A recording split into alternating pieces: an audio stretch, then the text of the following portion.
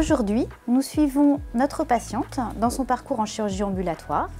La chirurgie ambulatoire nous permet d'organiser une intervention sur une seule journée.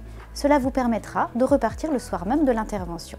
Le parcours ambulatoire est suivi par une équipe compétente et qualifiée. L'amélioration des techniques de dépistage nous permet d'opérer des patientes présentant des tumeurs de plus en plus petites. Cela nécessite l'intervention de nos collègues radiologues qui nous aident à localiser précisément la tumeur avant l'intervention. Il faut aussi détecter les premiers ganglions de l'aisselle que l'on appelle les ganglions sentinelles. Dans la majorité des cas, ils ne sont pas malades. On peut alors préserver les autres ganglions de la chaîne axillaire. Dans un premier temps, vous serez accueillis dans le service de médecine nucléaire afin de réaliser le repérage du ganglion sentinelle.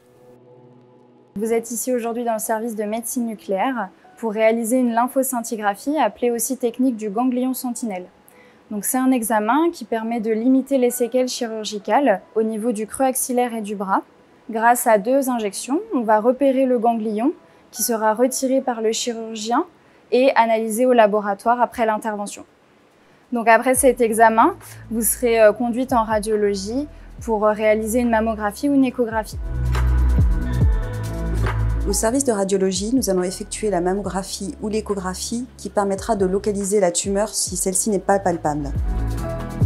Nous allons positionner un fil d'Ariane à travers la peau sous anesthésie locale afin de guider le chirurgien pendant l'intervention. Ensuite, vous serez dirigé au service de chirurgie ambulatoire où une infirmière vous prendra en charge. Je suis infirmière depuis 15 ans au sein du CHP Saint-Grégoire.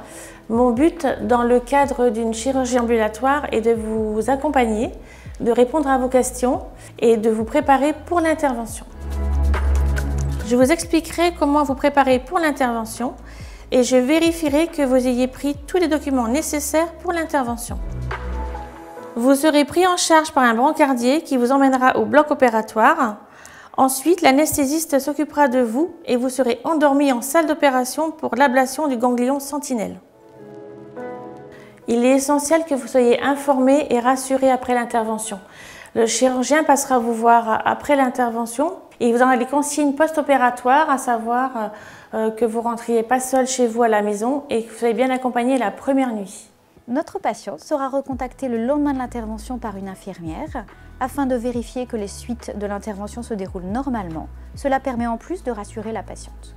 La chirurgie en ambulatoire vous permet de rentrer chez vous rapidement, tout en disposant d'un suivi et d'un accompagnement de l'équipe, présente pour vous écouter, vous expliquer et vous rassurer.